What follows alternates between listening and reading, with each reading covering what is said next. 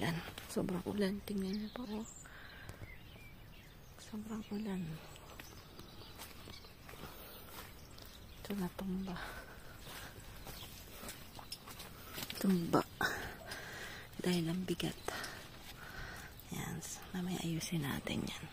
Tumba siya. Dami kasi. Laki ng bunga ba. Ayan. Sobrang ulan. Tingnan niyo po. Ngayon lang umulan ang ganito dito.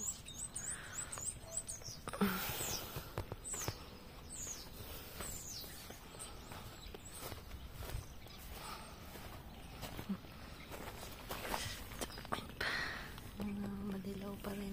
Yan. Sa pandilaw. Ayun, doon may dilaw pa. Nice. Yan. Ayan, dilaw. Madami pa.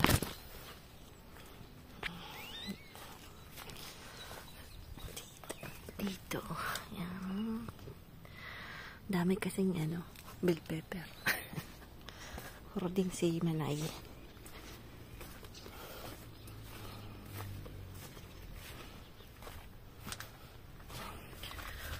Tagal yung tumubo ito. Tagal. Pasko na, di pa tumutubo. Calamares po tayo. So, linagyan ko po lang yan ng garlic. Inano ko po siya sa, sa calamansi, no? Tapos, lagyan ko ng konting baking soda na po. So, tingnan natin kung maragsip siya. Then, after is shallot. Yung shallot na sinasabi ko, yung maliliit na sibuyas. Yan. Tapos, lagyan ko siya ng celery. Then, we're going to put konting sili, pero medyo umanghang na konti. Ito po. Anin natin ng maliliit yan. Then, after, asin, garlic powder na garlic na po, tsaka ginger na na powder din dong. So, titingnan natin kung anong lasa niya mamaya. Ang mahirap lang po, ang difficulty lang po ng calamares is pumuputok siya. Bali, pagka linuluto nyo po siya, hindi ko po alam kung ano yung ginagawa ng mga chef na astuce para hindi siya yung pumuputok. Pag ako po, natatakot pa ako pagka nagluluto nito. It's either siguro very hot yung oil or something. But yun lang po yung, para sa akin yung difficulty, nagtataralsikan po yung oil. So the oil is like a fire. Yan lang po yung pinaka niya, no? So, lalagyan ko siya ng first ginger na po. Yan. Lagyan po natin siya ng, ako po mayroong potato starch, no? So, pag wala po, pwede naman yung cornstarch. Yan. Tapos, lalagyan din natin siya ng all-purpose flour. So, dapat medyo malapot-lapot yan, na po. Lagyan na natin. So, tansyahan lang to, lalo na si Manay nilagay yung tripod. So, yan, tansyahan lang yan, ha.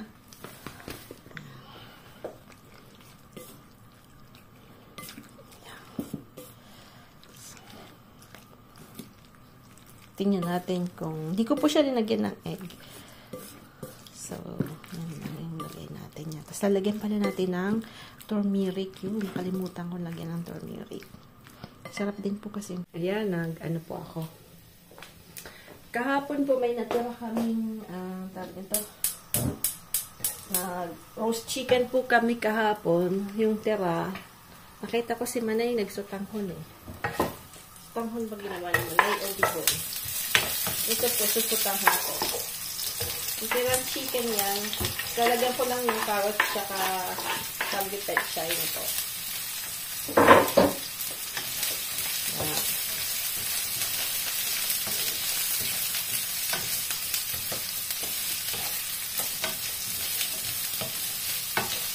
Ligisa lang natin yan. Parang mabilisan lang po ito. Pero one time po talagang magagawa tayo nito na kompleto. Yung lang po ito, yung parang madalian na parang kutanghon lang na yung parang lang. Simple lang po yung natira-tira lang. Lagyan natin ang toyo ba? Dahil ito na yung chicken na yan, Papalitoy lang natin yung carrots. Pero yung ano po, yung repolyo, hindi natin yung lalagay ngayon ha, kasi ma-overcook po siya. So mamaya ko pa po yung lalagay. Delivery lang yan galing po sa ano, sa tag nito, sa garden. Medyo mga ano po today, rainy. Pahinto-hinto yung ulan, but it's very cloudy outside. So, yun talaga. So, i-take off natin yan. At, nalagay natin yung lalagyan na malaki. Medyo malaki yung lalagyan. Dahil,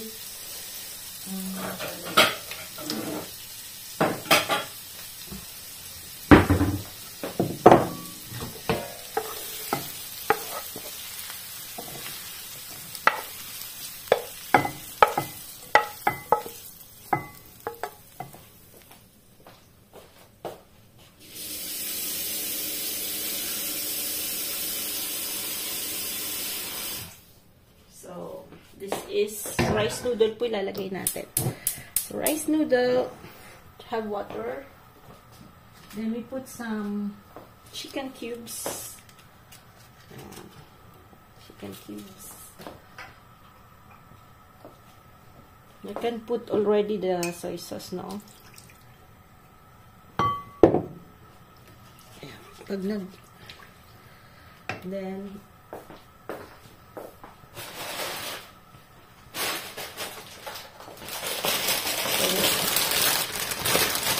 hindi ko na po siya hinugasan. So, yan. Nalagyan na natin. Kasi medyo matagal po siya. 4 po linagay ko para mamaya meron pa.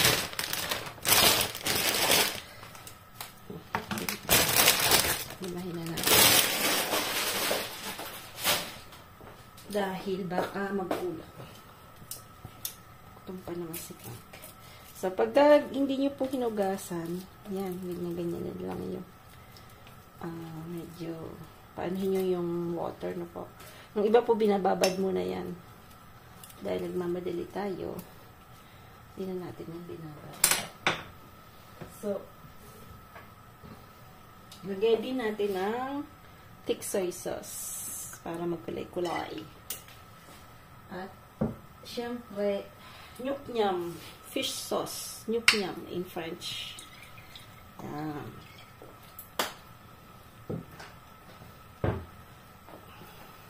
Very strong po yung nyuk-nyam. It's smell fishy. Pag iba po yan gusto kasi medyo parang mabantat na po. It's like very fishy. But Thailand, Vietnam, Philippines, we always use patis. So, ayan.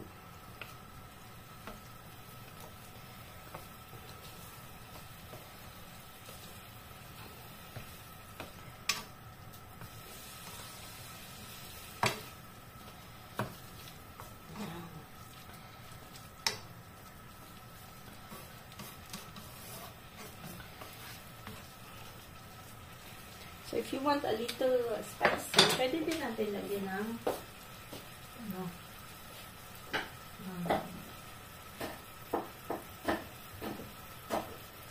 spicy. Yan. Para yung si Frank kasi gusto niya medyo mainit. Masali po kayong a little spicy. Kasi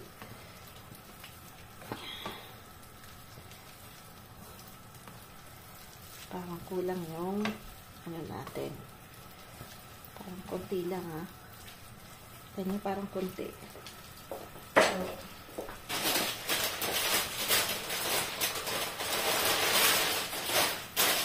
dadagdagan natin. Pwede naman. Yan. So, where's the chopstick?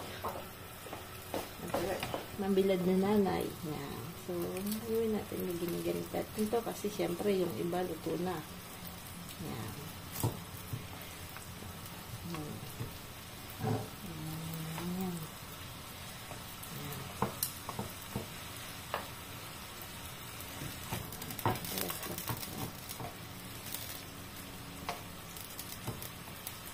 So, maano po siya sa water na po.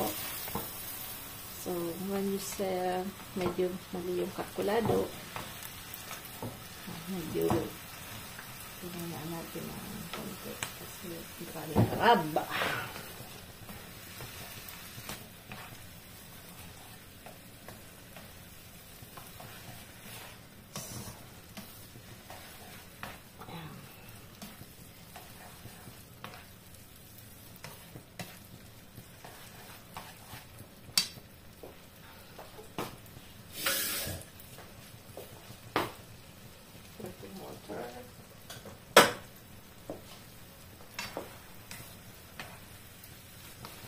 Did you kill her, Funky?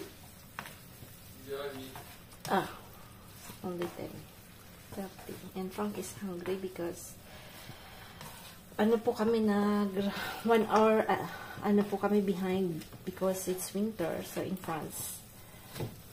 Every year ganyan po. So, put this one.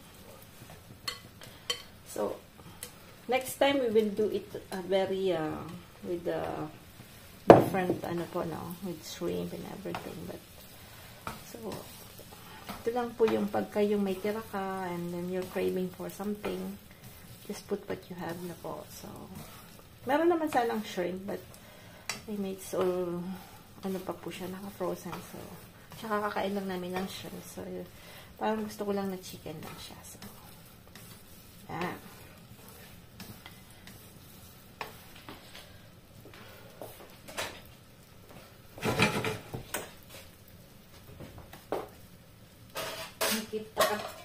Takap ng konti. So, kulang siya sa water. So, lalagyan natin siya ng water. Pero, don't be afraid to put some water. So, dapat hindi siya,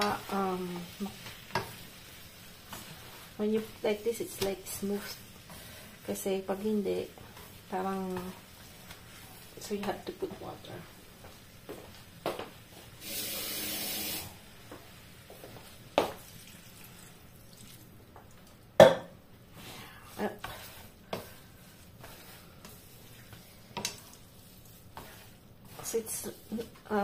It's not the same with the noodles, no? French noodles na from wheat. Hindi po siya ganon. So it's from rice. So it's more firmer na po. So it's not very delicate. The rice noodle.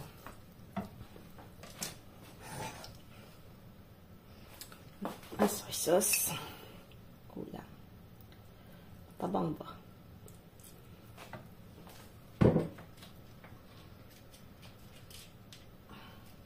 Tingnan natin ang konting chicken. But when you put like that, you have to mix well, huh?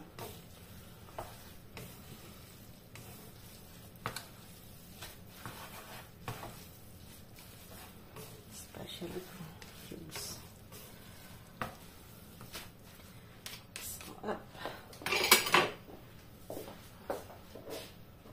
So here we have to cut the, yan, cut natin siya. I'm going to cut here. Sama-sama natin.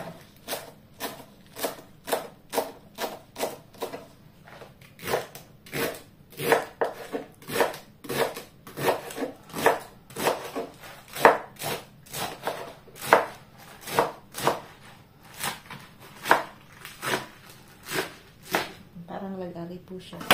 So, ito po, unahin na natin yan.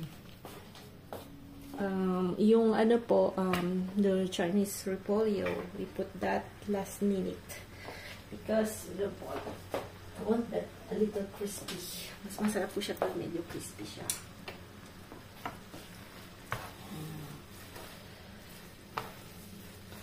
Ito pang pabango. Ayan, celery.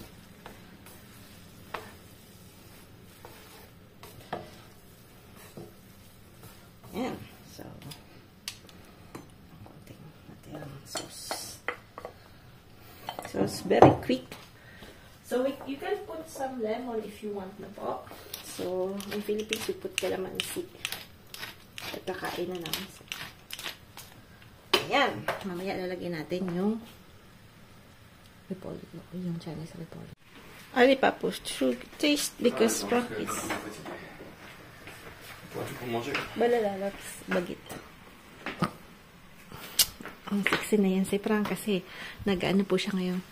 Nag-gym sa doon sa kwarto ni Sam. So, he's like, sexy. Ça va pas mal, non? Mm. Aïe! Hé! C'est mal, hein? Je suis fatigué, là. Oui, oui. J'ai le body, là, je te le dis, hein. Pas un objet, hein. Oo, baka mano ka, buntis. Alors, ça va? Tout correct. J'ai faim. Gutom. Mais pas moi. Oui. Non, non, un poulet, là. Nagutom. Mm. Uy, mausok ka. Ha! C'est chaud, hein?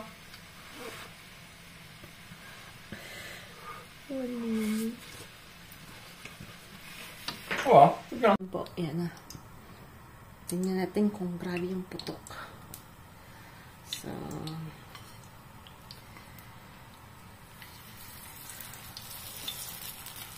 dapat mainit masyado, no?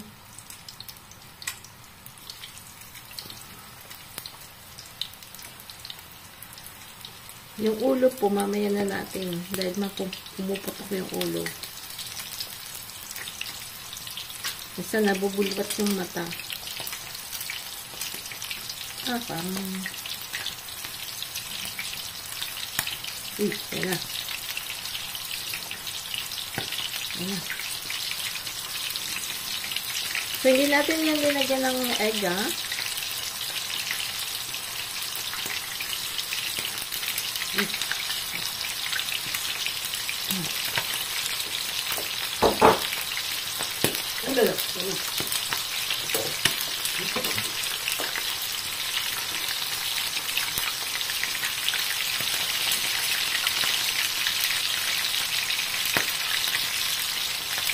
Dito sa press may ganito po. Pero lulusot din yung mantika. Parang ano siya.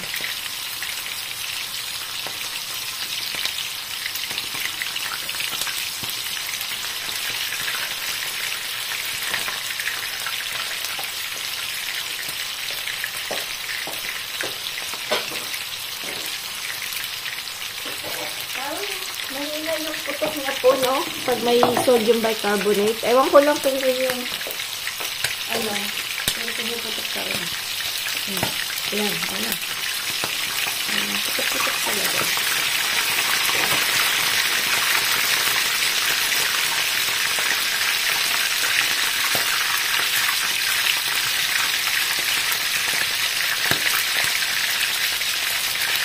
So, maganda itong lutuin sa labas. Tingnan natin kung masarap, ha?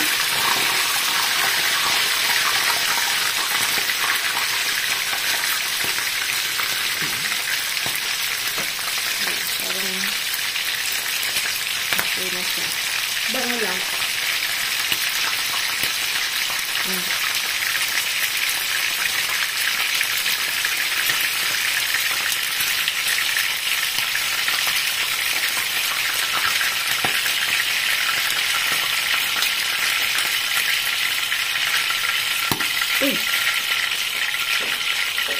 Hirap-hirap po kasi tingnan po yung mga ano-ano niya. Mga ulo.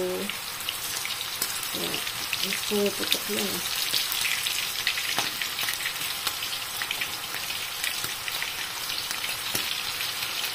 Nakakatakot.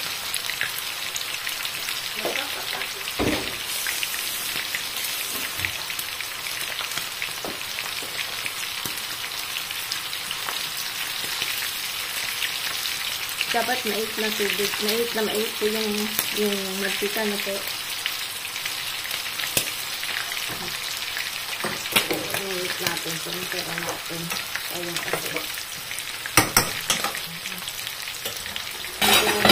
Ayan. Pumipera natin.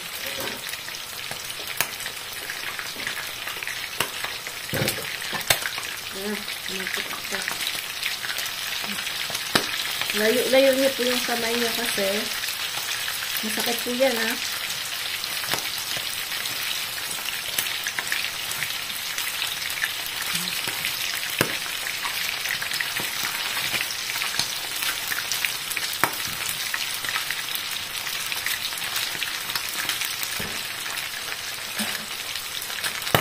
Look.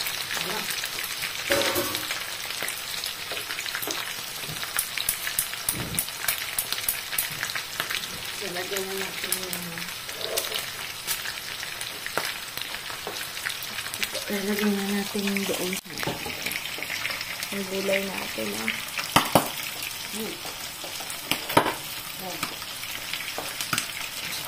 patay na natin at may takaralayo na ba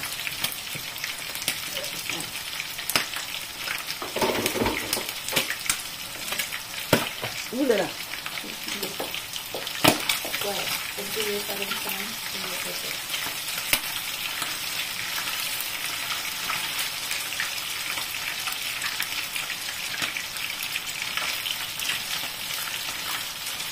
basta minsan mas masarap pa talaga ang adobo na lang ang kusik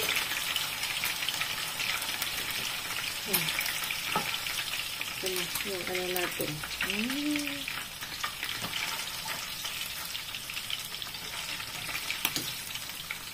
Tanggal natin dahil ako tinanggal ko na dahil sobrang putok.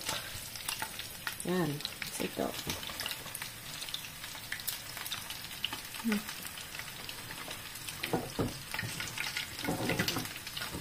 Ang dumi lang ano natin gas pagka ganyan ang dinuluto.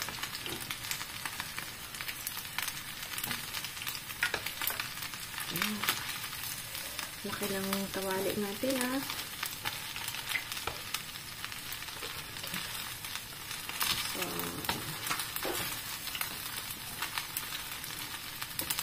So, ito. Lagyan natin ng konting sabaw nito.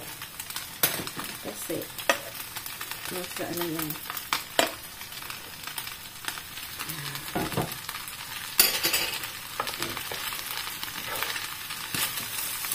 Ako sana ng video si George kaya lang maulan.